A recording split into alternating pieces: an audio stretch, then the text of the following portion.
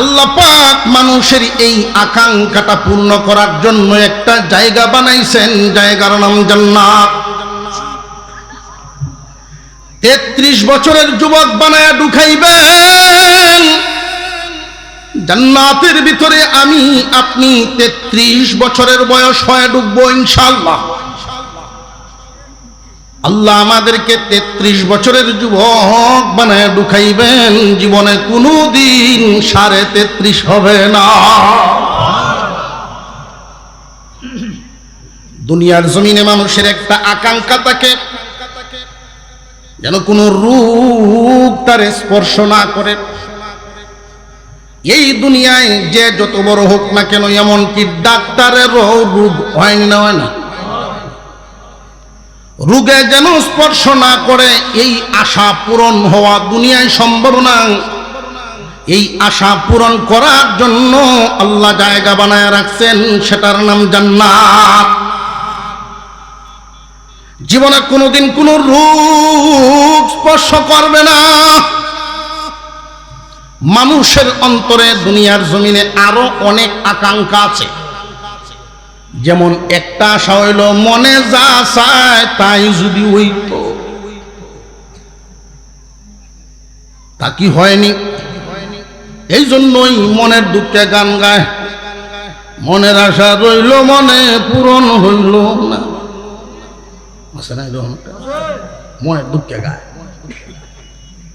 মনের আশা তো মনে থাকবেই, মনের আশা পূরণ হওয়ার জায়গায় দুনিয়া না। মনের সব আশা পূর্ণ হওয়ার জায়গায় একটা আল্লাহ বানাইছেন, ওই জায়গাটার নাম জান্নাত। কাইফা তাকফুরুনা বিল্লাহি ওয়া কুনতুম আমওয়াতান فأحياكم ثم يميتكم ثم يحييكم ثم إليه ترجعون। আল্লাহ পাক রব্বুল আলামিন বলেন, তোমরা কেমনে আল্লাহর নাফরমানি করো? এই দুনিয়ার জমিনে তোমার নাম নিশানাও ছিল না, এমনকি আমাদের আব্বা আম্মাও আমাদের নাম জানতো না। ঠিক না ঠিক? এই দুনিয়ার জমিনে আসার আগে আমরা কে কোথায় ছিলাম, কোন হালতে ছিলাম, কিছুই মনে নেই। আমাদেরকে দুনিয়ায় আনছেন কে? কেউ হুন্ডেলবো, কেউ হুন্ডেলবো করে বোঝা গেল, এরকম ডরায়। কে আনছেন? স্বামী স্ত্রী দুইজন মিলনের মাধ্যমে আরেকজনের জন্ম হয়, এটাই মাওলার কুদরতের নিয়ম। স্বামী স্ত্রী দুইজন সংসার শুরু করলেন, নতুন মেহমানের আগমন, সংবাদ শুধু প্রচার হয়েছে, মা খুশি, বাবা খুশি, আত্মীয় স্বজন সবাই খুশি। কিন্তু তুমি বান্দারা যে আমি দুনিয়ায় আনলাম, তুমি মার গর্বে কি খাইবা, কেমনে থাকবা, এই চিন্তা কেউ করে নেই, আমি আল্লাহ করছি। দুনিয়ার জমিনে আমরা আগে আসি নাই, আমাদের রিজিক আগে আসছে। বিশ্বাস হয়নি না? সন্দেহ আছে।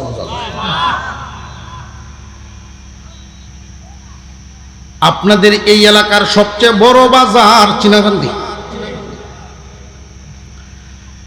মার গর্ভে সন্তান এখনো আছে, দুনিয়ায় ভূমিষ্ঠ হয় নাই। ডাক্তার একটা সময় দিয়েছেন, আগামী সপ্তাহে হবে। আগামী সপ্তাহে আপনি দুনিয়াতে আসবেন। আপনি আসলে পরে কি কি লাগবে, একটা বল দরকার, তোয়াল্লা দরকার, কাপড় চোপড় কিছু দরকার, এগুলো চিনাগান্ধীর থেকে আনছেন। আপনি কিন্তু এখনো আসেন নাই, আপনার আসবাবপত্র রেডি। দুনিয়ার জমিনে ভূমিষ্ঠ হওয়ার পরে হঠাৎ দেখা যায় ঠান্ডা লেগে নিউমোনিয়ার বাপ। এমনও হয় না, হয় না? নিউমোনিয়ার বাপ হয়ে গেছে। এমনি স্বাস্থ্য কমপ্লেক্সের ডাক্তার তিনি জানায়া দিলেন ওই ফার্মেসিতে ইনজেকশন পাওয়া যায়, 5টা ইনজেকশন আনেন, ওইগুলো একটার পর একটা একদিন গ্যাপ দিয়ে এই বাচ্চার গায়ে পুশ করবে। এবার জবাব দেন, শিশুটার বয়স 1 সপ্তাহ এখনো হয় নাই, এই যে ঔষধ ফার্মেসিতে এনে রাখছেন, বাচ্চা দুনিয়াতে আসার পরে ঔষধ বানাইছে না আসার আগেই ঔষধ তৈরি হয়ে আছে? মুসলমান ইমানদার ভাইরা আমার, আল্লাহ পাক রব্বুল আলামিন আমাদেরকে আনছেন পরে, আমাদের দুনিয়ার জমিনে যা যা লাগবে এই ব্যবস্থা করছেন আগে। বান্দা কি খাবে, কোথায় থাকবে, কি পড়বে, সব ব্যবস্থা করেছেন কে? জবান খুলে মহব্বতে পড়েন কে? আল্লাহ পাক রব্বুল আলামিন সব ব্যবস্থা করে দিয়েছেন। বান্দা দুনিয়ার জমিনে বেঁচে থাকার জন্য যেন কষ্ট না হয়, কঠিন যেন না হয়, সবচাইতে বাঁচার জন্য সবচেয়ে যত জরুরি বস্তু এগুলো সহজ করে দিছেন। আমরা বেঁচে থাকি অক্সিজেনের মাধ্যমে। এই অক্সিজেন সিনাকান্দির কোন ব্যাপারী বেছে আছে? এমন যদি সকাল বিকাল বিল দেওয়া লাগতো, আমার আপনার কি গতি হইতো? আল্লাহ পাক রব্বুল আলামিন এই দুনিয়ার জমিনে যেন তার বান্দারা সহজে বসবাস করতে পারে, জীবন যাপন করতে পারে, অক্সিজেন কিনতে না হয়, যেটা বান্দা বেঁচে থাকার জন্য জরুরি, ব্যবহারের জন্য সবচেয়ে জরুরি, এটা বান্দার জন্য আল্লাহ সহজ করে দিয়েছে। বেঁচে থাকার জন্য পানি আমাদের জন্য জরুরি। পানির দাম আর তেলের দাম যদি এক হইতো কি গতি হইতো? ভাই আসেন, পানির দাম আর তেলের দাম যদি এক হইতো, ছেলেরা বিবাহ করার আগে জিগাইল বউ মাসও কয়েকদিন গোসল করে, এটা খবর লয়ে হরে আনো। আল্লাহ পাক আসান করে দিয়েছেন, ওযু করার জন্য তেল লাগে না, পানি চলে। গোসল করার জন্য, পবিত্রতা হাসিল করার জন্য পানি দরকার। পিপাসা নিবারণ করার জন্য পানি প্রয়োজন। পানিটা তোমার জন্য তেলের মতো কঠিন না, তেলের মতো এত মেহনত করে, এত বিল খরচ করে আনতে হয় না। আল্লাহ মানুষের জন্য ব্যবস্থা করে দিয়েছেন, বৃষ্টির মাধ্যমে তোমাদের এই ব্যবস্থাপনা হয়ে যায়। এগুলো করেন কে? আর জোরে বলেন করেন কে? আল্লাহ পাক রব্বুল আলামিন সূর্যের আলো দিয়া আমাদের খেদমত করাইতেছেন। সূর্যটা এমন একটা জায়গায় আল্লাহ বসাইছেন, যদি এই সূর্যটা আর একটু উপরে আল্লাহ বসাইতেন, দুনিয়া বরফ হয়ে যেত। যদি আর একটু নিচে সেট করতেন, তাহলে দুনিয়াটা বিরান হয়ে যেত।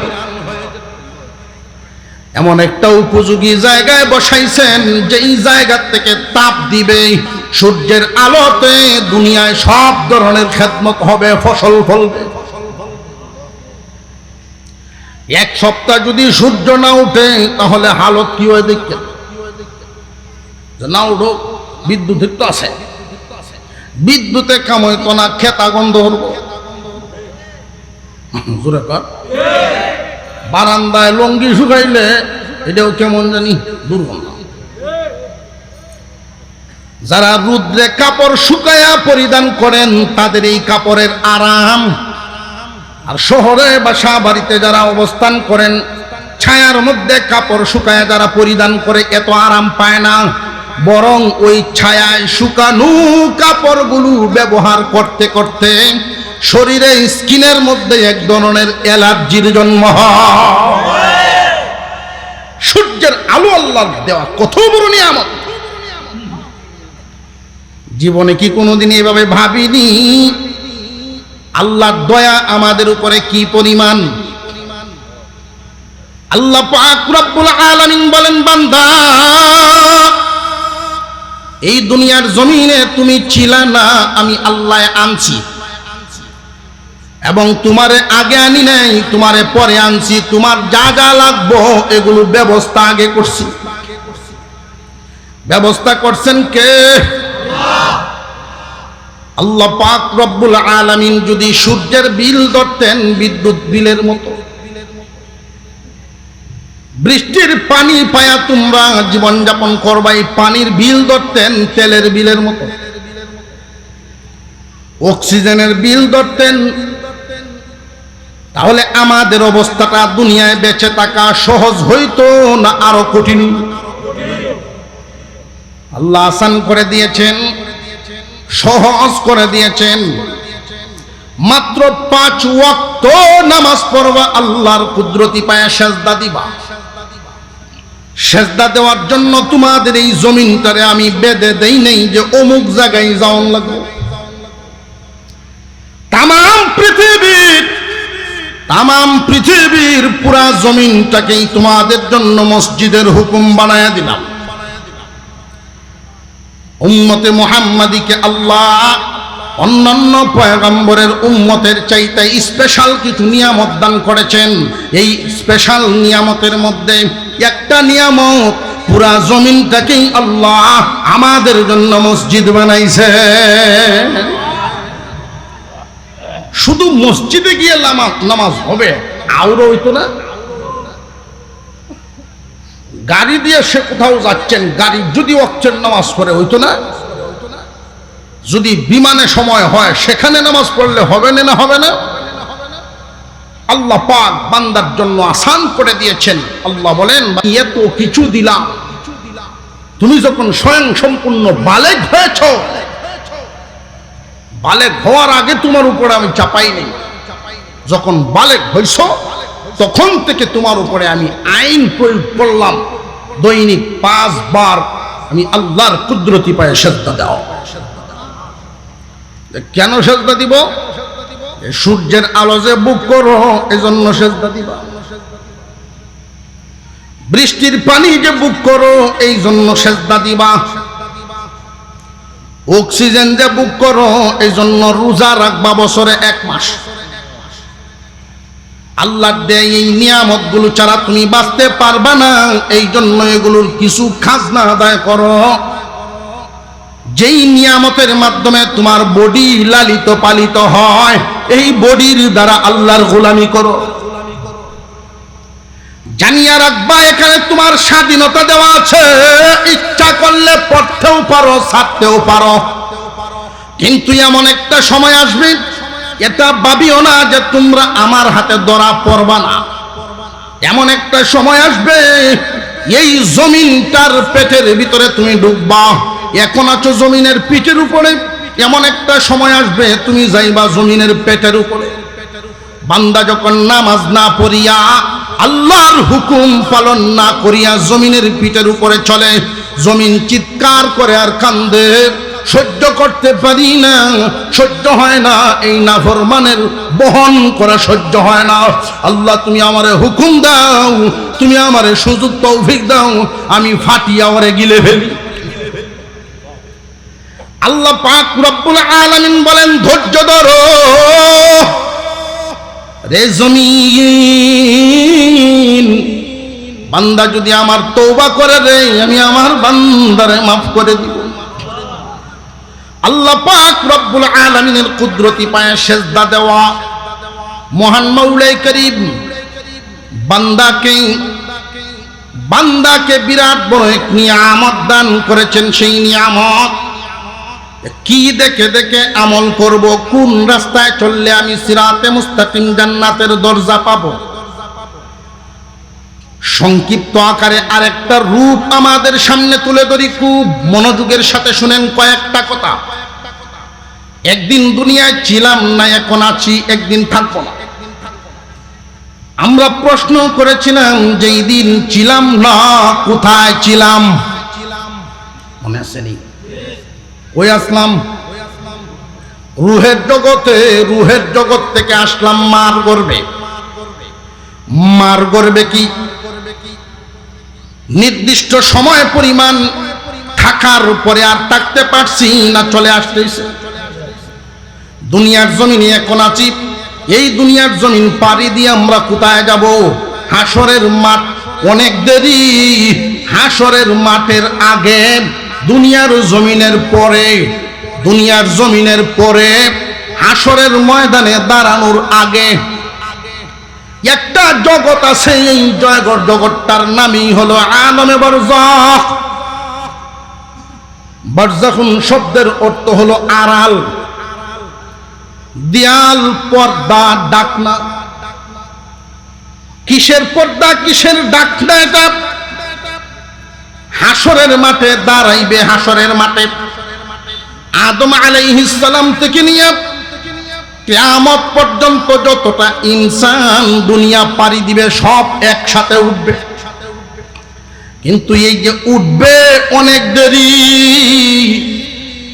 আল্লাহর পয়গম্বর বলেন, যেই ব্যক্তি পৃথিবীর জমিন থেকে, যেই মানুষটা পৃথিবীর জমিন থেকে সর্বশেষ দুনিয়া থেকে বিদায় হবে, ওই মানুষটাও 40,000 বছর কবরে থাকবে। এই কবরের জগৎটা আমাদের সামনে আছে না নাই? আমরা এই দিক দিয়েও জায়গা আছে, এই দিক দিয়েও জায়গা আছে। ইচ্ছা করলে সাইডে যদি একটু ঢুকি অর্থেন আপনারা, আমরা অনেক মানুষ ইচ্ছা করলে বসতে পারি।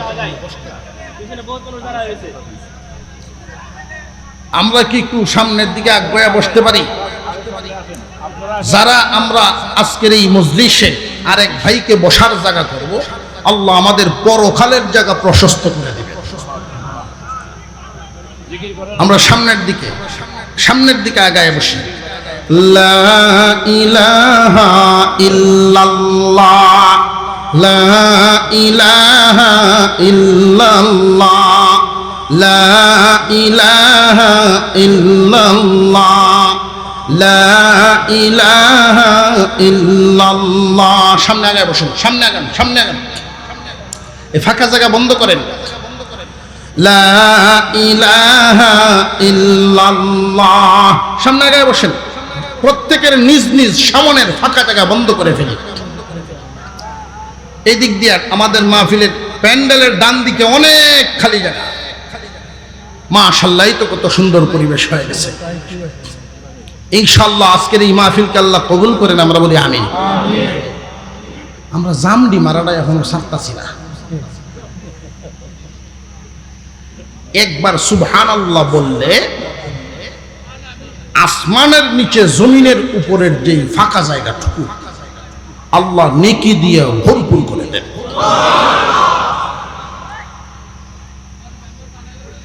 আল্লাহ পাক রব্বুল আলামিনের নামের জিকির করার সাথে সাথে এই বান্দার নামে জান্নাতে একটা গাছ লাগায় দেওয়া হয়। আমাদের সেই গাছটা এতটাই বাড়তে থাকবে, এত দ্রুত গতিতে বাড়বে, দুনিয়ার জমিনে একটা গাছ 100 বছরে যেই পরিমাণ বাড়ে, জান্নাতের গাছটা দৈনিক এই পরিমাণ বাড়বে। আল্লাহর নবী বলেন, বাড়বে কতদিন তোমরা জানো নি? না গো নবীজি, আল্লাহ এবং আল্লাহর রাসূল জানেন। আল্লাহর পয়গম্বর জানায় দিয়েছেন, প্রশিক্ষণ প্রাপ্ত একজন যুবক কোন ঘোড়ার উপর সওয়ার হইয়া যদি চাবুক মারতেই তাকে এইভাবে 100 বছর দৌড়ায়, ওই গাছের এক ডালের ছায়াও শেষ হবে না। ডালপালা কি পরিমাণ, যার সুবহানাল্লাহর ওজন যে পরিমাণ, সবার তাসবিহ সবার জিকিরের ওজন সমান হয় না, প্রত্যেকের কলবের হালত সমান না, জবানের হালত সমান না। দুনিয়ার জমিনে আমরা চিরদিন থাকবো না চলে যাব? যাব কোথায়? আমাদের মূল যাওয়ার টার্গেট কিন্তু জান্নাত। মরলেই কি জান্নাত? যে না না, মরলেই জান্নাত না, মরলেই জান্নাত না। যদি আবার কখনো সাক্ষাৎ হয়, এই জগৎটা নিয়ে একটা আলোচনা হবে ইনশাআল্লাহ, কবরের জগৎ, অর্থাৎ দুনিয়ার থেকে বিদায়, হাসরের মাঠে উঠার আগে আলমে বরজাখ। বরজাখ শব্দের অর্থই হলো ঢাকনা, পর্দা, আড়াল। দুনিয়াবাসীর থেকে আড়াল হইছে, আবার হাসরের মাঠেও উঠে নাই। মাঠে উঠার আগে, দুনিয়া থেকে বিদায় হওয়ার পরে এই যে লম্বা একটা সময়, লম্বা বলতে কতটুকুন? রাসূল বলেন, যেই ব্যক্তি পৃথিবীর সর্বশেষ মারা যাবে, সেও 40,000 বছর কবরে থাকবে। কত বছর? গড়টা দেখছেন নি? কবর নামক গড়টা। বুজুর্গানে দ্বীনের কাছে গেলে এই সবক দেন। কেউ যদি বলেন হুজুর গুনাহ ছাড়বার পারি না, গুনাহ তো ছাড়তে পারি না। মনে চায় গুনাহ ছাড়তে, আল্লাহর ইবাদত করতে মনে চায়, কিন্তু পারি না। বুজুর্গানে দ্বীন এই সবকটা দেন, তুমি কিছু সময় অন্তত দৈনিক 5-10 মিনিট সময় মরার আগে মরবা। মরার আগে অন্তত একবার মরো। আপন দুই ভাই, আপন দুই ভাই, অসুবিধা হইতো না তো? এক ভাই চিল্লা লাগাইছেন আল্লাহর রাস্তায়, দাওয়াতের তাবলীগে চিল্লা লাগাইয়া 5 ওয়াক্ত নামাজ পড়েন, আল্লাহর হুকুম মেনেই চলেন, গৃহস্থী করেন। আর আরেক ভাই যেটা বড়, সকালে ঘুম থেকে উঠেই যে দোকানের গদ্দিত বইয়া গে লাভেরে লাভ, লাভেরে লাভ, সুদ খায়। ছোট ভাই সিল্লার থেকে আসার পর বড়লারে গিয়া নসিহত করে, ভাই দুনিয়ায় একদিন ছিলাম না, একদিন থাকবো না, ওই ওয়াজ জানি, আর কি তা হিকছ ছেড়ে কর। যেদিন দুনিয়াতে থাকবো না, কোথায় যেতে হবে জানো? আল্লাহ জান্নাত বানাইছে, হেন যায়। আমরার মধ্যে অনেকেই আছে, দেখবেন গফ করব, কি শান্তির গফ, ঠ্যাং লম্বা হইয়া বিছায়া, চেয়ারও বইয়া ছাই, রাত পাও ছাই, রুজু ছাই দিয়া চা খাইব আর গফ করব। ছেলে মেয়ে বিয়া শাদিতে শেষ, বাড়ি ঘর যা আছেন মোটামুটি বাইন্দা টাইট, আশপাশে যদি বিশ্রাড়ি আছেন, আস্তে আস্তে হিটে ওরা খেলছে। এখন আর কোন আশাবাহী নাই, এখন মরতাল লেগেছে, খালি মরণটা বাহি, খালি মরতাললেই বড় সফল বোঝা যায়। হোর বাড়ি যাইব, বিছনা বিছাইল, খালি উঠতে ঘুমাইব।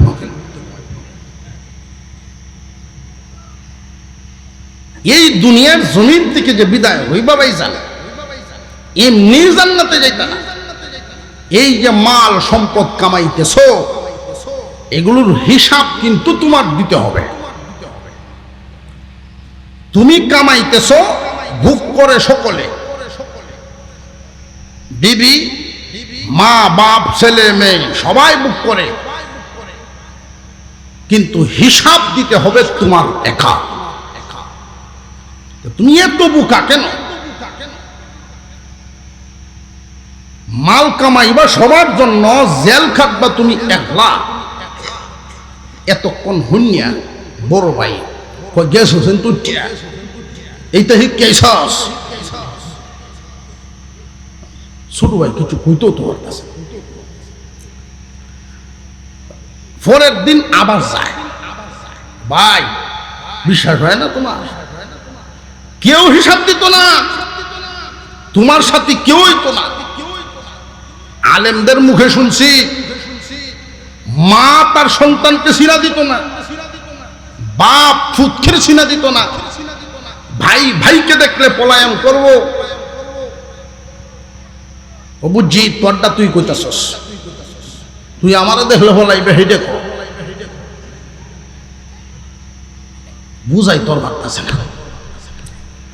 তো হঠাৎ একদিন ছোট ভাই কথাটা মায়া লাগছে, আচ্ছা যা কিতা করতাম ওইটা কর, মরার আগে একবার মরম ওইরা তুমি দেখো, মরলে তো শেষে দেখাম কেমনে, তুমি হেই মরা না, বাবের মরা মরা। তো বাবের মরা কেমনে মরতা? আমি যেমনে শিখাইয়া দিব এমনে করবা। কেমনে শিখার কর, তুমি বাহির থেকে গিয়া উঠানের মাঝামাঝি জায়গা এমনি মাথা একটা চক্কর দিয়া তিরিন্দ ঘুরে যাবে না। তখন তো ঘরের সকলে আয়া ধরবো, পরে তারা কি আচরণ করে তোমার সাথে শেষ পর্যন্ত তুমি চুপ থাকবা, তখন বুঝতে পারবা ওরা তোমার কত দূর সাথী হবে। বাচ্চা যা, আমি সে বুঝিয়া একদিন এই বাপ ধরাম।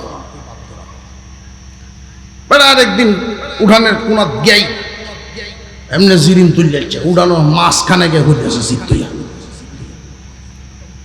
মা বাপ দুজন বুড়া বুড়ি, বাপ হোলাটিতে উঠছা, মা হইতাছে, বাপে ছিলেন আল্লাহ তোমার কেমন বিচার, আমি বুড়া মানুষ, তুই আমার হুতরে নেও। বাপে কান্দাছে, মা আল্লাহ ফেটে তুইলাম, কেমনে ধৈর্য ধরবো, কেমনে সহ্য করবো, আমি মানতে পারবো না, আমারে নিয়ে যাও, আমার ভূত্রে পেয়ে যাও। কান্দাছে এমনি বিবি সবাইছে, ডেক ডুক ভালায় তুই রান্না করতে দৌড় যাইছে, মাথার দ্বারও বইয়া কি তো হয়েছে তোমার, কান্দন শুরু করছে। তো কি তো হয়েছে তো ওটা জানি, লড়ন তো যেত না, জামডি বেড়ে ঘুরে দিচ্ছে, তেমনি বউ কান্দন শুরু করছে, সোনার জীবন ওইব বিফল তুমি বিহনে। একজনের কান্দর ডিজাইন তো হোক,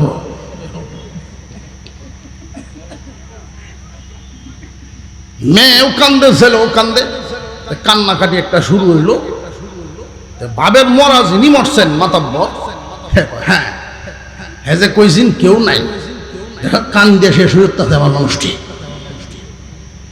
কিন্তু উস্ফিরণ যেত না, বাইরে নিষেধ করছে, তুমি শেষ পর্যন্ত দেখো। দৌড়িয়া একটা ছেলে দৌড়ায় গেছে চাচা, চাচা আব্বার অবস্থা খুব খারাপ, তাড়াতাড়ি ভাই তো জানি, দৌড়িয়ে আইছে, মাথা কুলো লইছে, ভাই কি তো হইছে তোমার, বাপে লাড়ি বড্ড একটু হু কালাম দে, হু জানা দে, নামাজ কালাম পরস তুই, হুজুর তুই তো হিকস একটু হু দে, উনি আলহামদুলিল্লাহ হুরে দুই তিনবার হু দিয়া, আব্বা রূপ পাওয়া গেছে, রূপ পাওয়া গেছে, একটা বেতা চাপ দিয়ে রাখছে ব্যথাটা। তবে এই রোগের ধরন হইল, যদি আর কেউ এই রোগের দায়িত্ব নেয়, আমি আরেকবার যারা দেন এই রোগ যার উপরে যাইব, হয়তো তার বিপদ হইব, বাঁচতেও পারে মরতেও পারে, ভাই সুস্থ হয়েছে। যেই কইছে যে এই রোগ নিব, বাঁচতেও পারে মরতেও পারে। এখন তারা সকলের কান্না থামে আছে, এখন এক একজন এক এক পজিশন লয়ে যেতেছে। বাপেরে ডাক দেওয়া হয়েছে, বা আপনারা কইলেন আপনি লোয়েন, মুরব্বী মানুষ আপনি লোয়েন। বাপে কয় তুই আল্লাহ চাইতে বড় সস, আল্লাহর ফয়সালাত খুশিতা,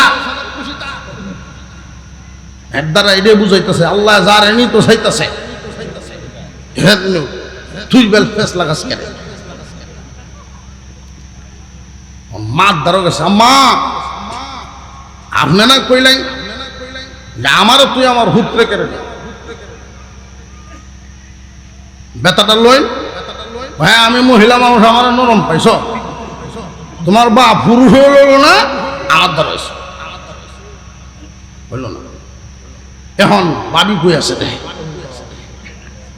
বিবি সাহেব, ভাবি একটু আগে কইলেন সোনার জীবন হইব বিফল, তুমি বিহনে একটু লই।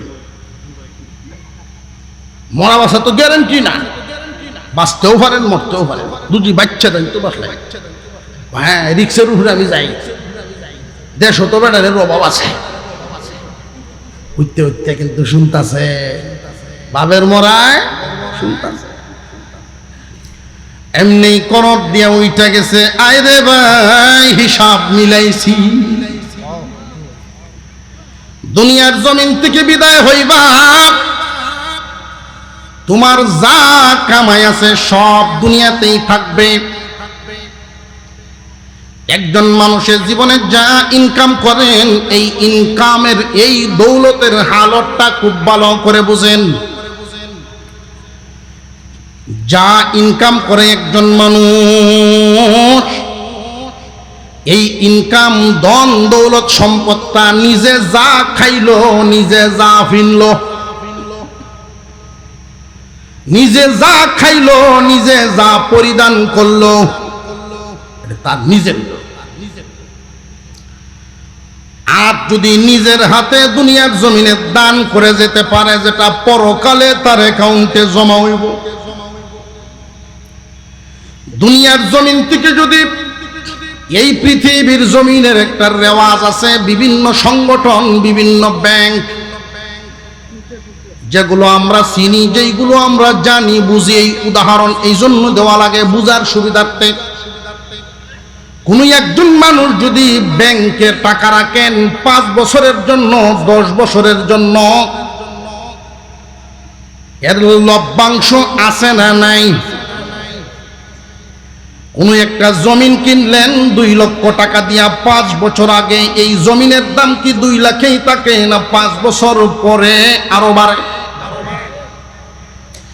ঠিক তেমনি ভাবে দুনিয়ার জমিন থেকে যখন একজন মানুষ বিদায় হয়ে যাবেন, এর আগে বান্দা তার এই ঘাম জড়ানো পয়সা আল্লাহর রাস্তায় দান করে আসছে।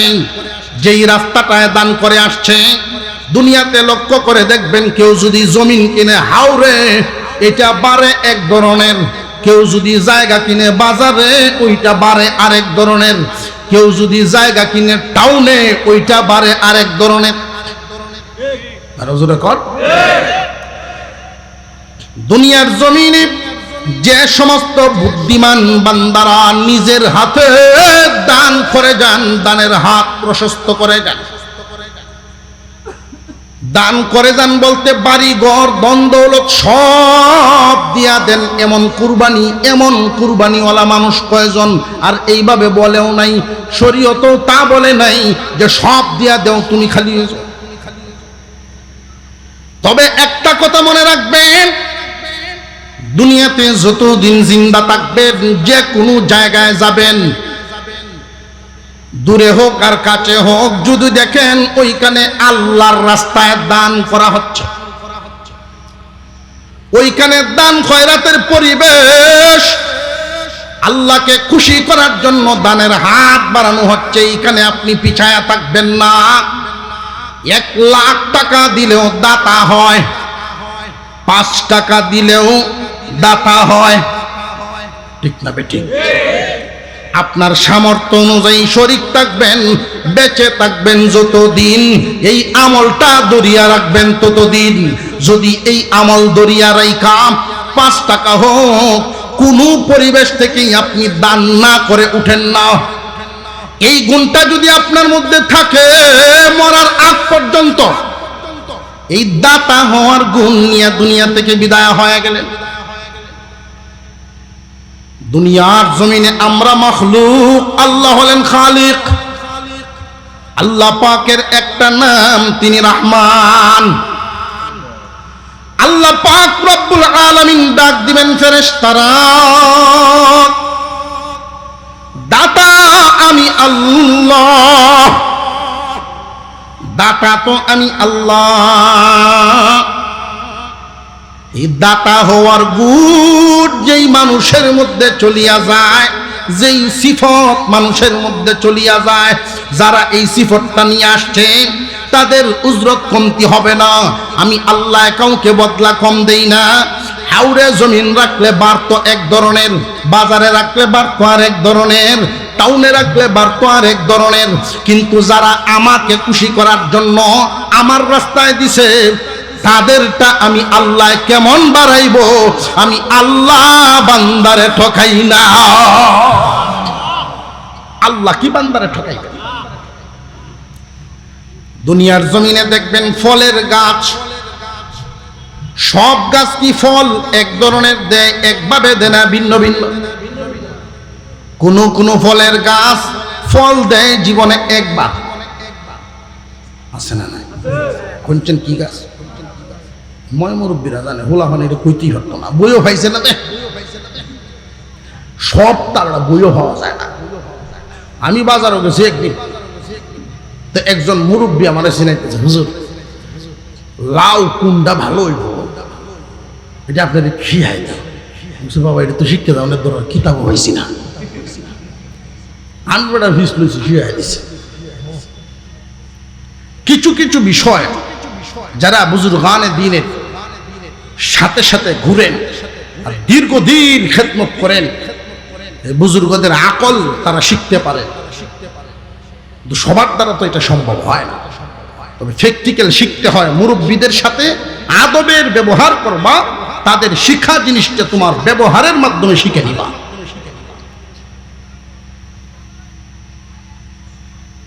কলা গাছ একবারই ফল দেয়, আর এমনও তো গাছ আছে জমিনে, গাছ আছে যতদিন ফলও দেয়। শিলওয়ার নুরানিয়া হাফিজিয়া মাদ্রাসা, এটা এইখানে পড়ানো হয় আল্লাহর কুরআন। কুরআনুল কারীম কার কিতাব? আল্লাহ পাক রব্বুল আলামিনের কিতাব, আল্লাহর কালাম। এইভাবে পৃথিবীর বিভিন্ন জায়গায় জায়গায়, বিভিন্ন এলাকায় এলাকায়, আপনাদের এই সুনামগঞ্জে কি পরিমাণ মাদ্রাসা! এই এলাকায় অনেক মাদ্রাসা, আপনাদের এই শিলওয়ার এলাকায় কোরআনের মাদ্রাসা। এইখানে যারা পড়াশোনা করান এবং যারা পড়াশোনা করে, আরেক দল মানুষ অর্থ দিয়া, শ্রম দিয়া আল্লাহর কালামের খেদমত, আল্লাহর কালামের খেদমত চালায়া যাইতেছে। কুরআনুল কারীমের একজন হাফেজ যদি হয়, ভিতরে থাকবে আল্লাহর কালাম। তাম পৃথিবীর সমস্ত লাইব্রেরি পড়তে পারে, ছাই হতে পারে, কিন্তু আল্লাহর কালাম কোনোদিন কেউ মুছতে পারবে না। কেমনে মুছবে? আপনারা যে শিলডোয়ারবাসী এখানে মার্কাজ বসাইছেন, আপনারা যে সকলে মিলে এখানে ঘর দিয়া, জায়গা দিয়া মার্কাজ বসাইছেন, ওইখানে প্রতি বছর বছর ছাত্ররা কোরআন মুখস্থ করে করে সিনার ভিতরে ধারণ করে, লাইব্রেরি পুরা যায়। জিন্দা মানুষ পূর্বা কেমনে? আল্লাহর কালাম মুখস্থ করে কোরআনের কলবের ভিতরেই হেফাজত করে ফেলে। আল্লাহ পাক রব্বুল আলামিনের কালামের হেফাজত। এইখান থেকে একজন যদি হাফেজে কোরআন হন, উনি হাফেজ হয়ে যখন বড় হবে, এই ছাত্র বড় হয়ে কোনো একটা মাদ্রাসায় গিয়া পড়াবে, তার জীবনে আরো 10 জন হাফেজ বানাইব, ঠিক না? এই 10 জনে গিয়ে আরো 100 জন বানাইবে। এইভাবে সূর্যের আলোর মতো ছড়াইতেই থাকবে, ছড়াইতেই থাকবে, ছড়াইতেই থাকবে। কিয়ামত পর্যন্ত আল্লাহর কালামের খেদমত চলতেই থাকবে, চলতেই থাকবে। তুমি এমন একটা জায়গায় দান করলাম, আল্লাহর রাস্তায় দান করার কারণে দাতার খাতারে নামটা লেখাইবার সুযোগ পাওয়ার কারণে যে লেখাইলেন, কিয়ামত পর্যন্ত এই দানের বেনিফিট লভ্যাংশ শুধু বাড়তেই আছে, বাড়তেই আছে, বাড়তেই আছে। কিয়ামতের কঠিন ময়দানে কবরের জগৎ থেকে যখন হাসরের মাঠে দাঁড়াইবে, আমল নামা যখন পাল্লায় তোলা হবে, মিজানের সামনে গিয়া দেখবে বিশাল আকারের পাহাড় পরিমাণে নেকির বোঝা দেখা যায়। আয় আল্লাহ, এত নেকি কেমনে হলো? আল্লাহ জানায় দিবেন দুনিয়াতে তো তোমরা লাভ বুঝতা, এক জায়গায় একটা জায়গা কিনলে কয়েক বছর পরে এটার দাম বাড়ত। আমার রাস্তায় যেই দানগুলো করে আসছিলা তোমার মন থেকে আমাকে খুশি করার জন্য, ওই দানগুলো আমি আল্লাহ দুনিয়ার জমিনে যদি বাড়ে আমি এখানে তোমাদেরকে কি পরিমাণ দিব এবার বলো। আল্লাহ পাকের ওয়াদা কুরআনে ঘোষণা, মহান মৌলাই করিম বলেন, মান জাআ বিল হাসানাতি ফালাহু আশরু আমসালিহা। আল্লাহ পাক বলেন আমাকে যদি কেউ একটা দেয় আমি তারে 10টা দেই, আমাকে যদি এক দেয় আমি তারে 10 দেই। তোমার জিন্দেগিতে তোমার জীবদ্দশায় তোমার মূলধন আমারে যা দিছিলা এর 10 গুণ আমি বাড়ায়া দিছি। আর শাখা প্রশাখা কি পরিমাণ বাড়ছে দেখছো নি? কিয়ামতের আগ পর্যন্ত যে একজন থেকে আরেকজন এই যে খেদমত হাত বদল হইতে হইতে সদকায়ে জারিয়া চলতেই ছিল, এই পাহাড় পরিমাণ নেকি লইয়া মিজানের গুড়াতে দাঁড়া। যত জায়গায় এই পরিবেশ পাবে, যত জায়গায় এমন সুরত হবে, এই রকম সুযোগ হবে, শুধু এই মসজিদ যত মাহফিল ফকির মিসকিন, অর্থাৎ আল্লাহ খুশি হবেন যেই জায়গায় দান করলে মরার আগ পর্যন্ত দানের হাত বাড়ায় রাখবেন। তৌফিক দেওয়ার মালিককে এখানে বসে নিয়ত করে ফেলেন, আল্লাহ তুমি আমারে তৌফিক দিও সারা জীবন যেন দান করে দেবে। রিজিক দেওয়ার মালিক আপনার কাছে আছে কম, দিবেন কম। আপনারে আল্লাহ কি পরিমাণ দিছেন আপনার চাইতে আল্লাহর জানা আছে। আপনি আমাকে আল্লাহ কি পরিমাণ দিছেন আল্লাহর জানা আছে না নাই? আমি যদি পকেটের টাকা লুকায় তুই কম দেই তবু আল্লাহ জানবেন। আর আছে যে পরিমাণ এর হিস্সা অনুযায়ী আমি দিলাম, এটা মানুষের নজরে কম দেখা যায়, মানুষে আমাকে কৃপণ ভাবতে পারে, কিন্তু আল্লাহ আমাকে কি দিছেন আর আমি আল্লাহর রাস্তায় কি দিচ্ছি আল্লাহর তো জানা আছে। আল্লাহ আপনাকে কৃপণ ভাববেন না, আল্লাহর খাতায় আপনি দাতা হয়ে যান। আমি আপনাদের কাছে দরখাস্ত করব এই প্রতিষ্ঠানের জন্য সব সময় দানের দিলটা খোলা রাখবেন। আজকের এই মাহফিলে প্রথম যেই দানটা হবে, আমি আপনাদের কাছ থেকে সময়ের দান চাই। সময়